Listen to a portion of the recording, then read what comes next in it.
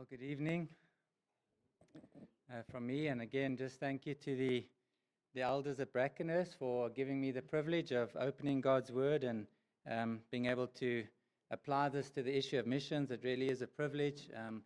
Megan and I have been friends with Doug and Jill. I call them friends for many years. I've got a lot of respect for them, and so it's always a privilege.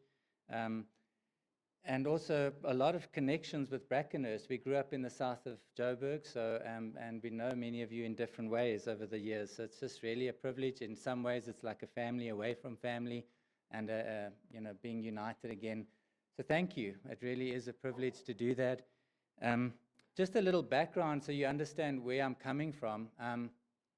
I got saved out of a non-Christian family in my first year of varsity, 18 years old. And almost immediately developed a desire to be part of global missions, to be part of taking the gospel where to those who haven't heard, and planting a church amongst an unreached people group.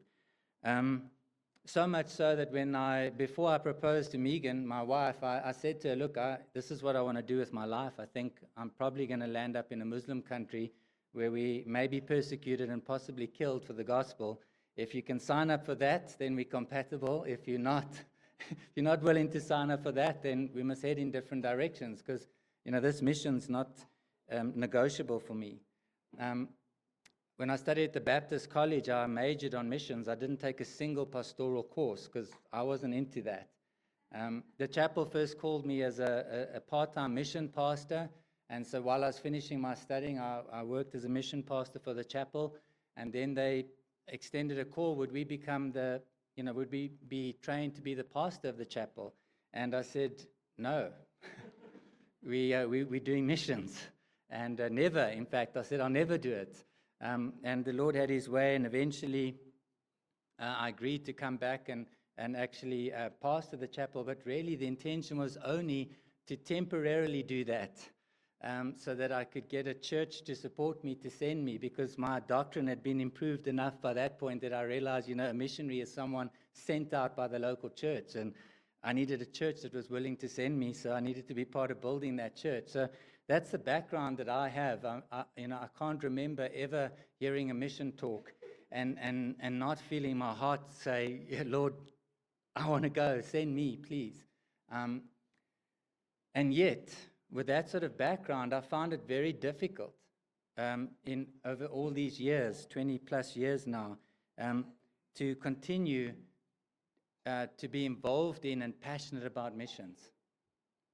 It's been a very difficult thing to lead the church to meaningful engagement in missions. And not just church-wise, but even in my own heart, in my own life, to continue to be passionate about global outreach for the glory of Christ. There's just been so many things that have eclipsed that have made it difficult, that have distracted me from that. If I could picture it for you as a flame, you're starting a bonfire for the glory of Christ among the nations. And it just seems there's so many things that come and throw water on that and quench that. And, sometimes that flame has been burning brightly, and other times it's been reduced to like a candle that would easily be snuffed out in the wind. And so in this series of messages, I really wanted to look not just at at looking at the cost of missions. What I wanted to consider is, what are the things that pour water on those flames? That's really what these 4 messages represent. If you're sitting here tonight and you have very little passion for the glory of Christ among the nations, then it's probably one of these things that have poured water on that passion. One of these things that have just distracted you or discouraged you.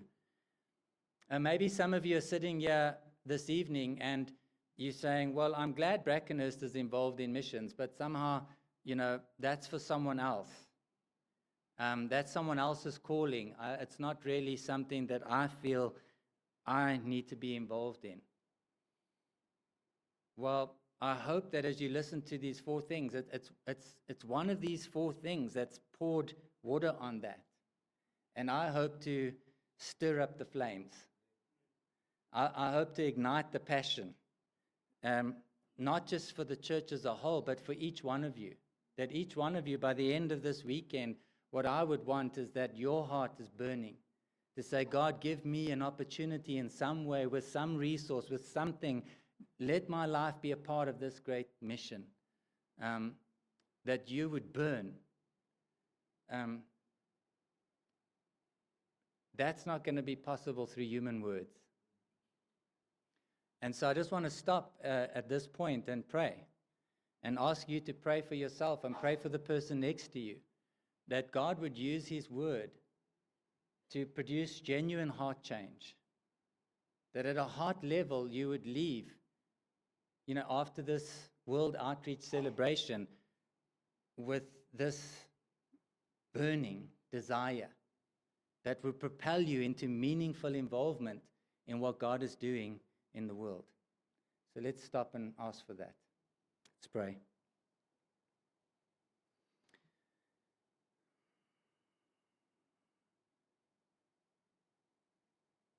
Father, you sent your Son. You're the first and greatest sender of the holiest and highest missionary that has ever lived. Lord Jesus, you laid down your life. You expended yourself completely in the mission that the Father sent you to accomplish. And that mission will only be realized when every tribe and language and people and nation are gathered before you, giving glory to you, who's the only one worthy to receive glory and honor and praise. And you deserve that praise. You deserve for heaven to resound in all the languages of the peoples. May all the peoples praise you. May all the peoples praise you. And so, Father, we thank you for this church. We thank you for their engagement in missions. And yet, Lord, history is not enough. Legacy is not enough. We ask, Lord, that even over these next few messages, you would stir up a passion, ignite those flames. We pray, Lord, that even amongst the people that attend over this weekend, some would raise their hands and say, please send me. And some would lay down their lives and their careers. And some would open their bank accounts. And some would get out of their seats. And all of us, Lord, would have a passion for Jesus Christ and to see him worshipped among the peoples. Father, we know this is your desire, and we know I can't accomplish it. But your word, by the power of your Spirit, can change your people. It's been doing that since the beginning. We pray that you would speak to your people loudly and clearly. In Christ's name we pray. Amen. So I've called this message the opportunity cost of missions. The opportunity cost. I would say, of all the different reasons that have been given to me, objections to being involved in missions, of all the things that have really poured water on my own passion and desire for missions, this would probably be the number one objection. In my own heart, as I've had to weigh up, should we be involved in this? Should we really give ourselves to this or not? This cost has weighed most heavily on me to say, I don't know. I don't know if this is worth it. The argument sounds something like this. What about all the needs around us? What about all the people around us, our own family, our own friends? What about the people down the road that still need to hear the gospel? What about our own neighborhood? What about our work colleagues? What about all the needs that this church has? What about all the things that remain unfinished? What about all the ministry that still has to be done here? What about our own need for elders? How can we be taking one of our elders or a number of our elders, choice men, and be sending them somewhere else when we need them?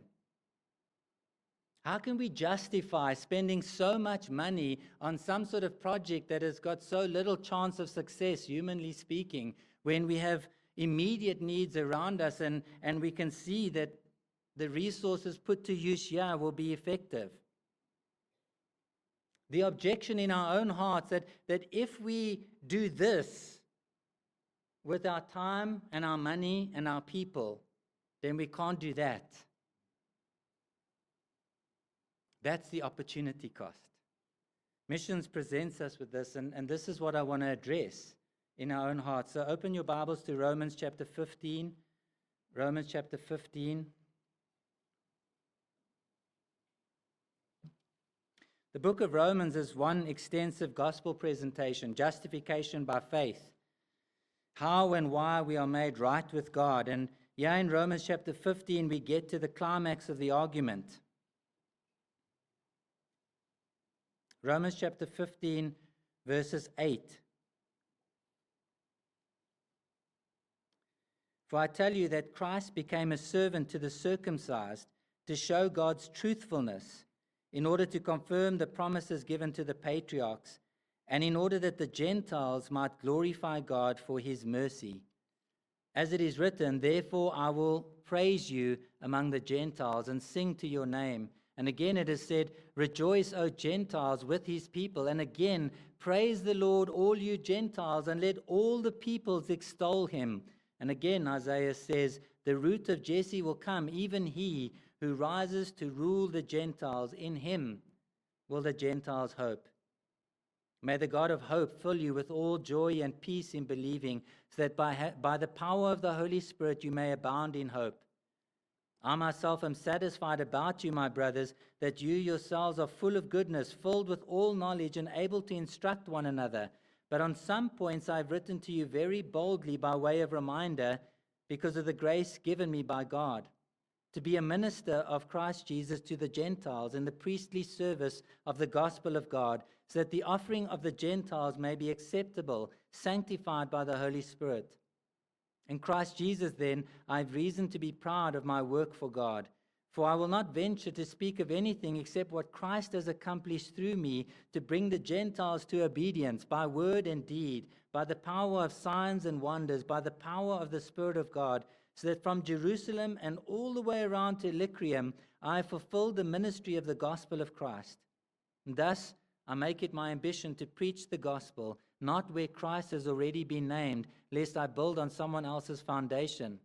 But as it is written, those who have never been told of him will see, and those who have never heard will understand.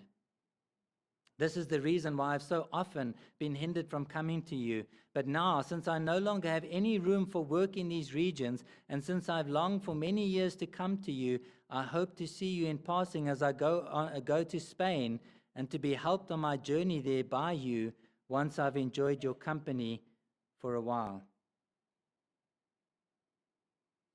5 motivations for cross-cultural missions that outweigh the opportunity cost. So we're looking at this opportunity cost, but now we want to look at these 5 motivations from the scriptures that outweigh this, that balance this out, that say despite this cost, because this cost is real, despite this cost, we need to be engaged in global cross-cultural missions. Firstly, Christ died for it, verse 8. Second, the scripture requires it, verses 9 to 13. Gospel worship motivates it, verse 14 to 17. The Spirit empowers it, verse 18 and 19. and the unfinished task demands it. We'll look at each of those. That's verse 20 to 23. So firstly then, Christ died for it. Christ died for it. Look at verse 8, Romans chapter 15, verse 8. According to this verse, why did Christ become a servant to the circumcised? To show God's truthfulness, in order to confirm the promises given to the patriarchs. But not just that, there's an and there, and in order that the Gentiles might glorify God for his mercy.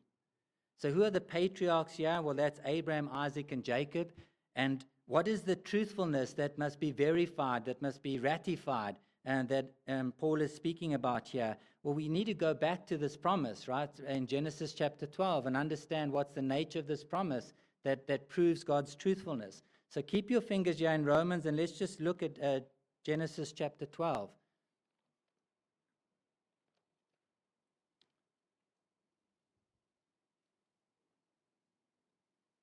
Genesis chapter 12. Now you'll notice, if you look back in your Bibles, what's happened in Genesis chapter 11. We've just had the people gathering in rebellion against God, and God dispersing them into many different languages and nations spread all across the globe. And the very next thing God does is he reveals how he plans then to reach those nations with his blessing, to restore those nations to his blessing. Genesis chapter 12, verse 1, the Lord said to Abraham, "Go from your country, your kindred, your father's house to the land that I will show you, and I will make of you a great nation, and I will bless you and make your name great, so that you will be a blessing. And I will bless those who bless you, and him who dishonors you I will curse." So God will restore his blessing and his curse through this line that will come from Abraham, these descendants that he will build into a great nation. But it's not just going to end on this nation. In you, all the families of the earth shall be blessed. So this promise extends not just to Abraham, not just to this great nation that came from him, not just to Israel. That's Paul's point. But it actually is the restoration of God's blessing to all the families of the earth.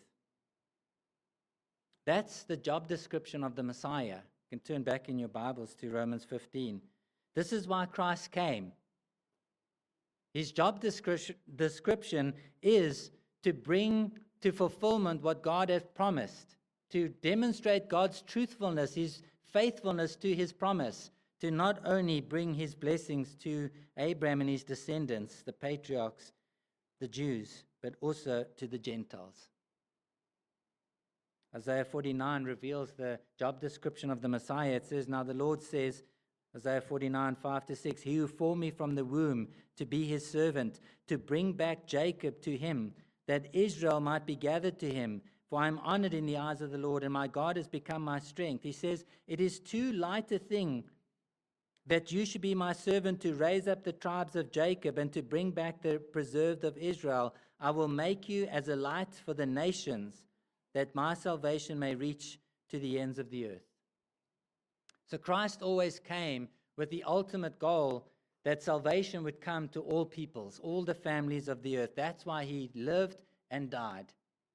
That was his mission, and that must be ours. Second, Scripture requires it.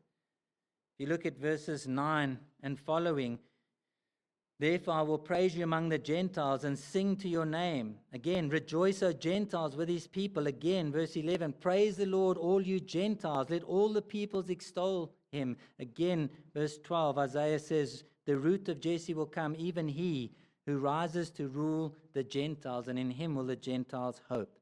So he quotes from a number of Old Testament scriptures here. In verse 9, he quotes from Psalm 18, verse 48. Verse 10 from Deuteronomy 32:43, and verse 11 from Psalm 117, verse 1, and verse 12 he quotes from Isaiah 11, verse 10. In other words, he's quoting from the Psalms, the law, and the prophets. This is the standard Jewish way of understanding what the Old Testament is. In other words, he's saying, listen, the whole Bible says that this is what God is doing through his Messiah.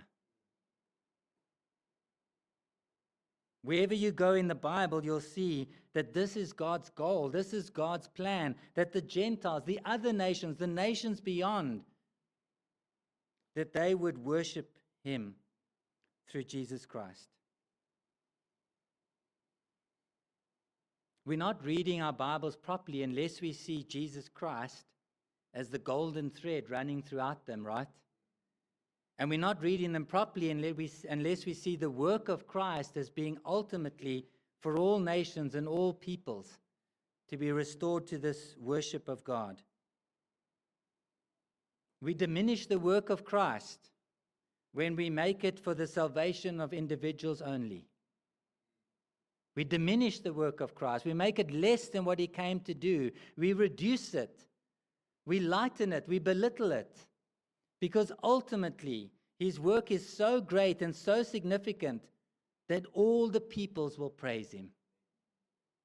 And nothing less is worthy of what he's come to do. Christ died for it. The scriptures require it.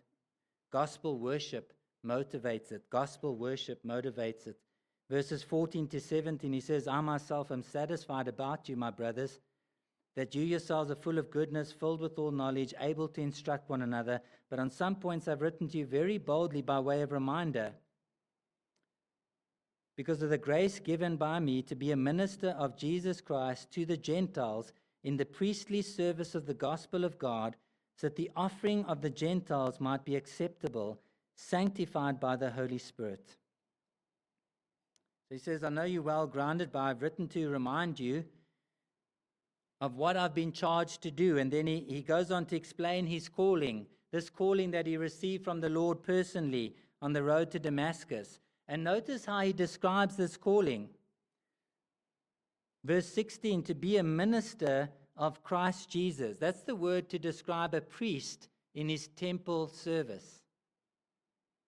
He picks up on that in the next part of the verse. He calls it the priestly service of the gospel. And then he develops it even further. He calls this the ministry to the Gentiles. He calls it an offering holy and acceptable to God. In other words, he takes all the Old Testament concepts of worship and he says, now this is my worship to God. New covenant worship is not about bringing sacrifices to God, going to the temple with a sacrifice. New covenant worship is about going to the nations with the sacrifice of Jesus Christ. This is our worship. This is how we give honor and praise and worship to God. This is how we magnify his grace among us. And this is the theme, really, of chapter 12 to 15. This is how Paul, as he begins to lay out the implication and the application of the gospel, he spends the first 11 chapters really laying the groundwork of what the gospel is. But then from chapter 12, he begins to talk about our response. Just look there for a moment at Romans 12. How does he begin his application or implication of the gospel? How should we respond? Romans 12:1, I appeal to you, therefore, brothers, by the mercies of God, to present your bodies as a living sacrifice, holy and acceptable to God, which is your spiritual worship. Do you see what he's saying? In the light of this gospel, in the light of what God has done for you in Jesus Christ, what should you do? You should lay your life down as a sacrifice on the altar and say, my life is for Jesus Christ. And then he develops that further. And as he's coming to the end of this section, he says, this is what I've been doing.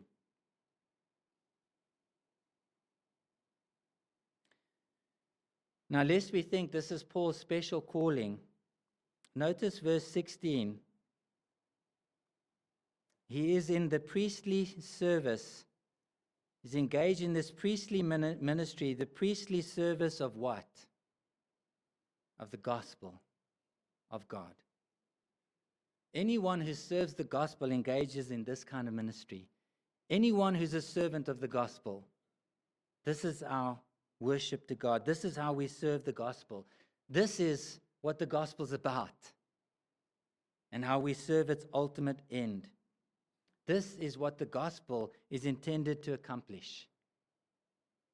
This is how Paul began the letter. Many people say that Romans chapter 1 verse 16 is the key verse, which in a sense summarizes what Romans is about. I'm not ashamed of the gospel because it's the power of God for the salvation of everyone who believes.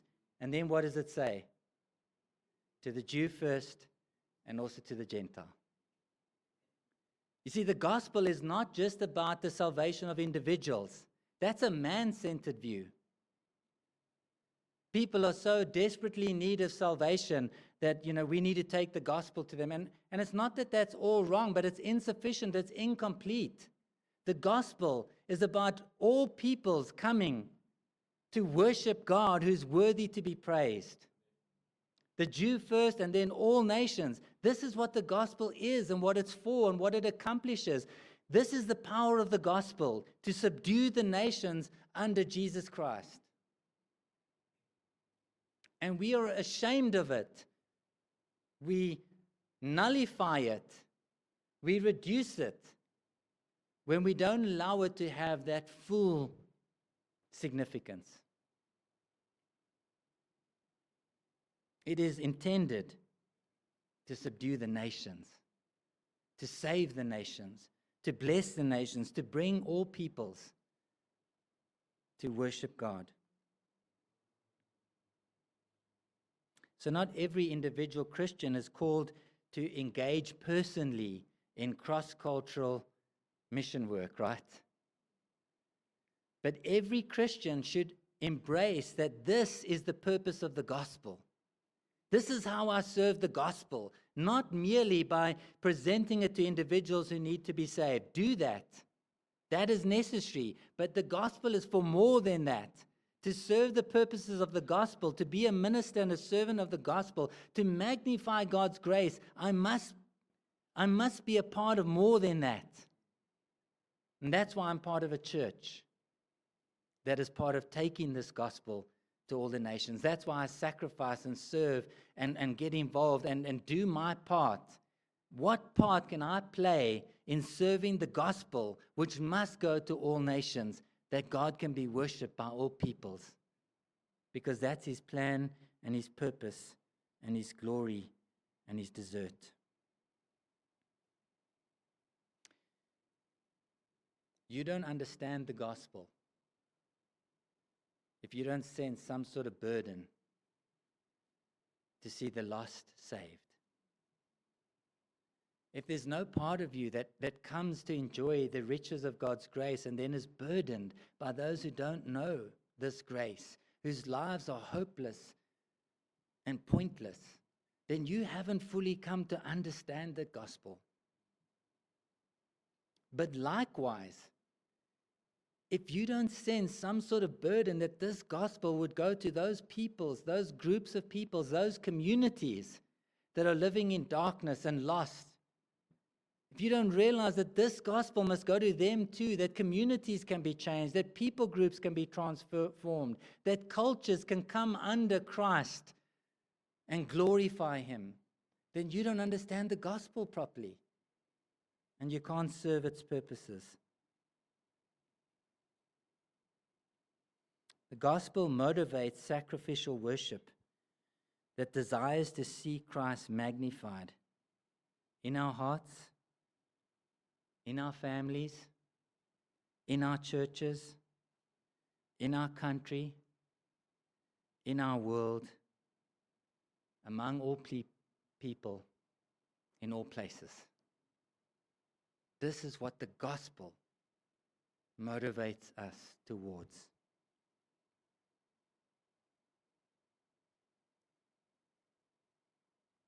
The Spirit empowers it. The Spirit empowers it.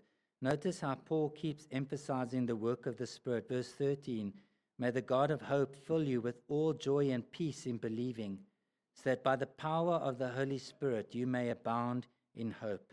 Verse 16, to be a minister of Jesus Christ in the priestly service of the gospel, that the offering of the Gentiles might be acceptable, sanctified, set apart, made holy by the Holy Spirit.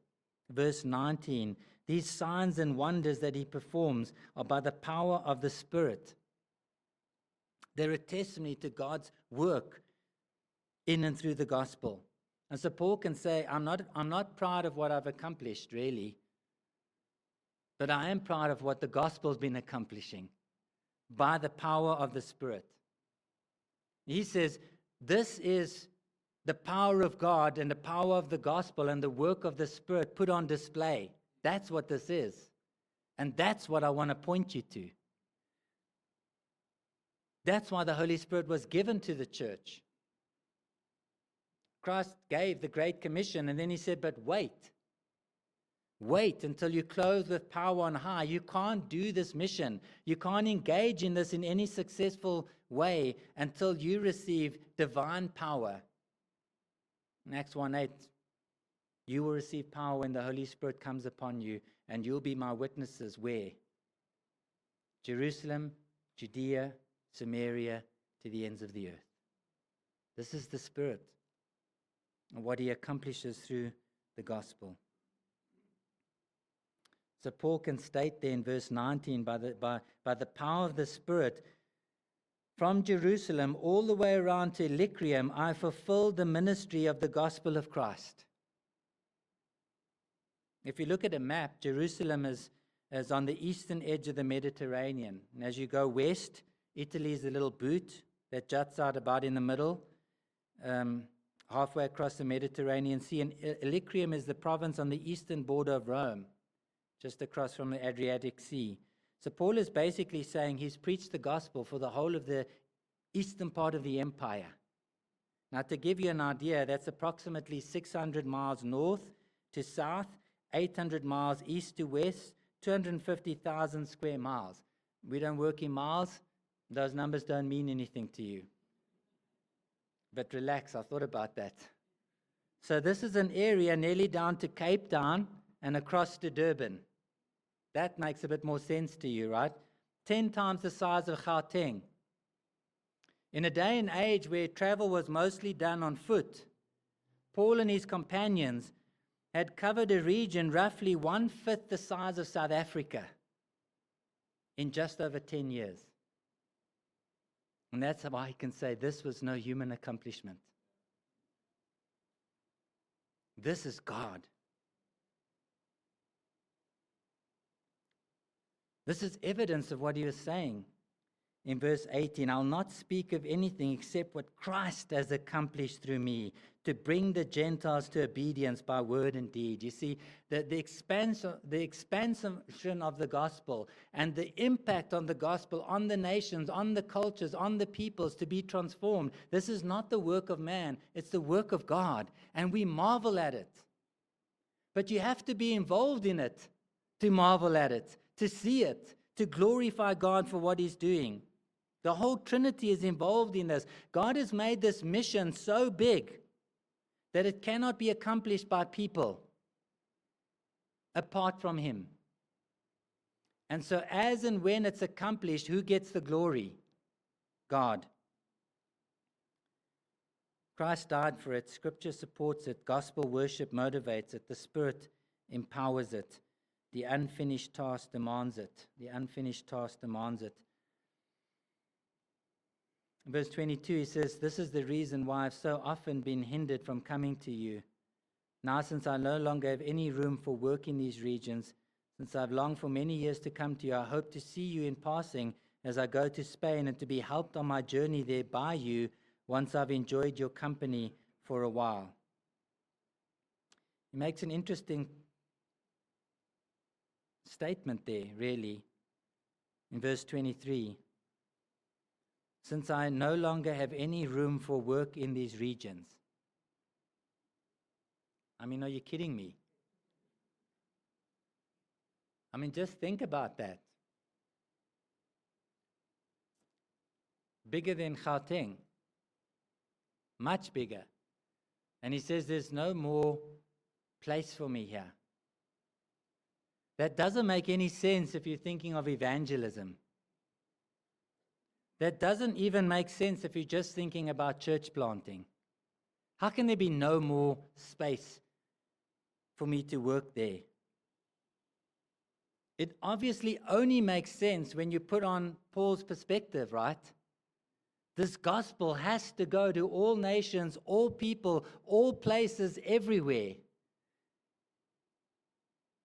He had laid a foundation for the gospel in this region. He had preached in all the major cities. He'd established churches there, and he expected that this gospel would now saturate this region. Those churches would do evangelism.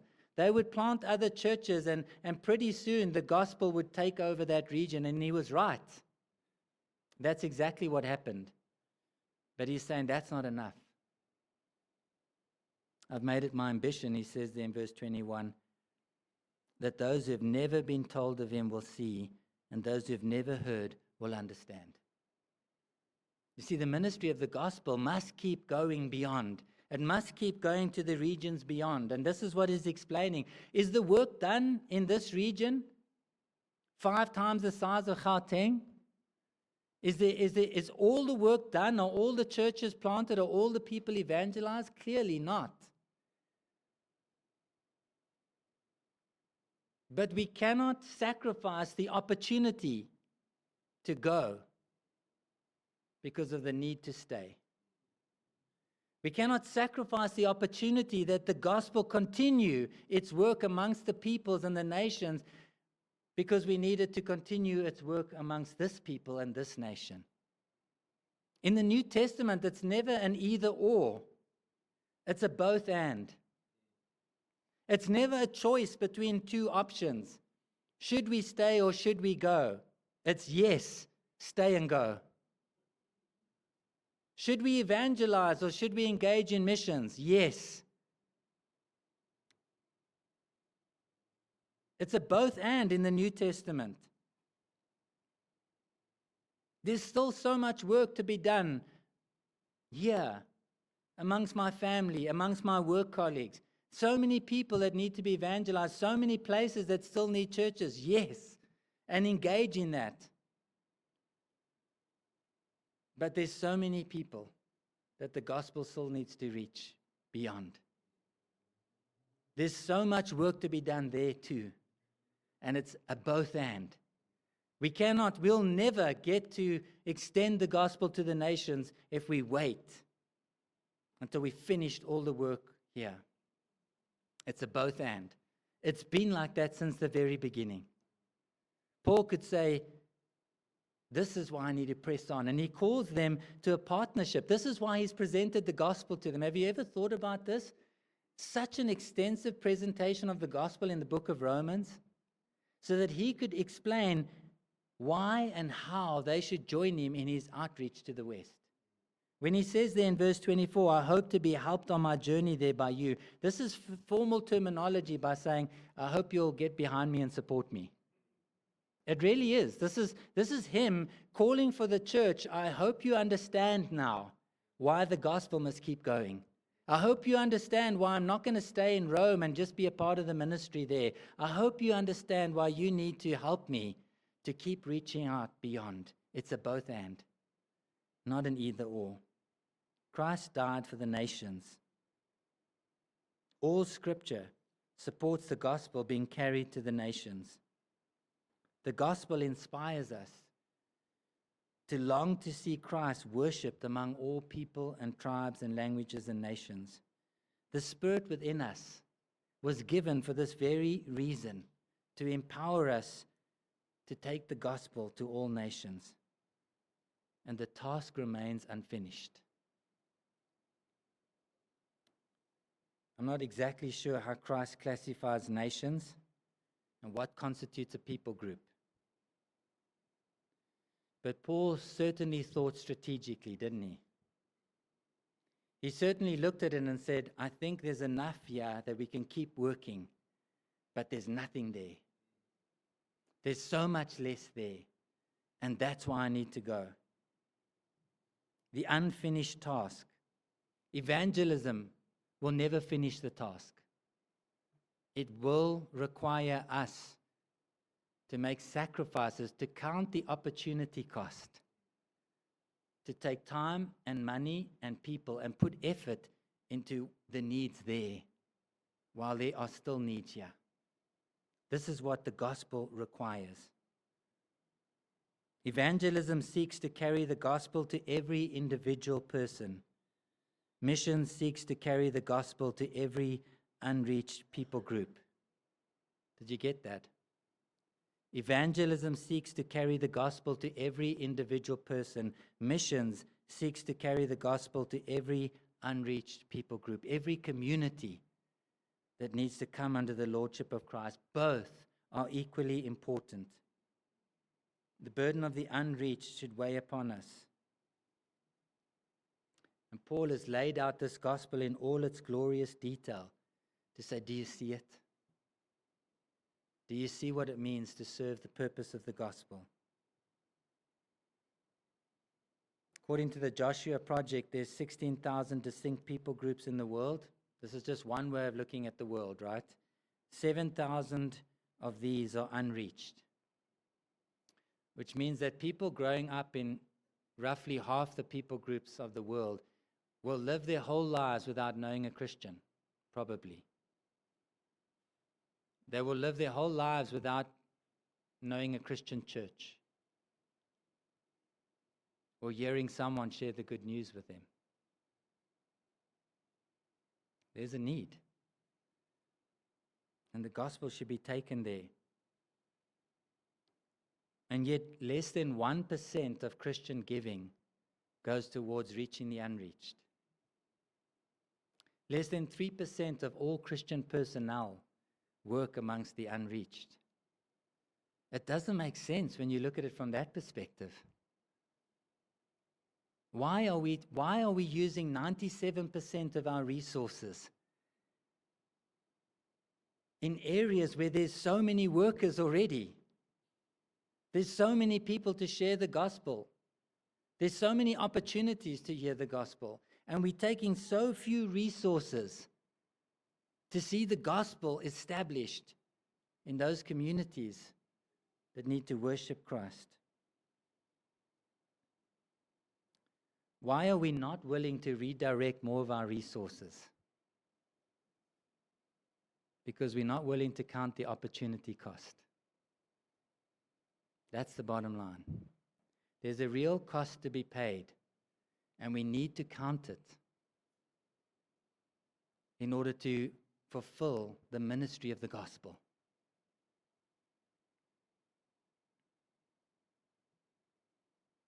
God's global mission requires us to prioritize going before we have finished our work at home. Notice what I didn't say. It doesn't require us to prioritize going instead of staying and ministering.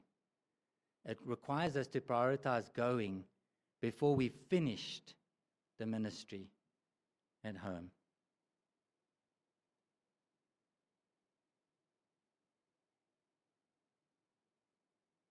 Christ died for it. The scriptures support it.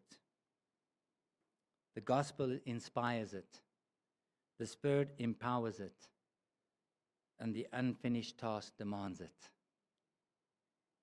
As Oswald Smith said, any church that is not seriously involved in helping fulfill the Great Commission has forfeited its biblical right to exist. You need to see what is your part. This is not just Brackenhurst thing.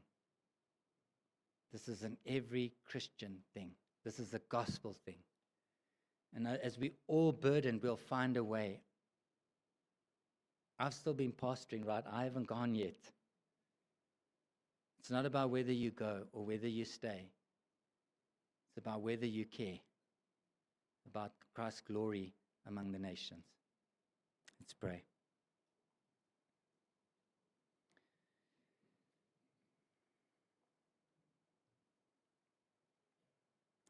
Father, we've seen it in your word, but we pray your word would enter our hearts and ignite that flame. We don't want to be a people that sing amazing songs about how great you are. We want to be a people that make the sacrifices that reflect how great you are. We want to be a people, Lord, that will give our lives on the altar of the gospel to magnify Jesus Christ among the nations. Pray for this church. I pray for the chapel, that you would be raising up churches, Lord, Christians, believers, that would live and die to take this gospel where it needs to go.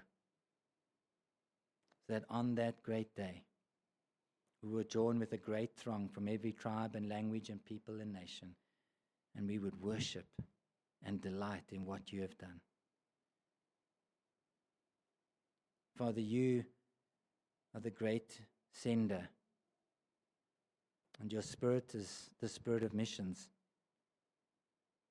May your Spirit take your word, produce life in our hearts, we pray. In Jesus' name, amen.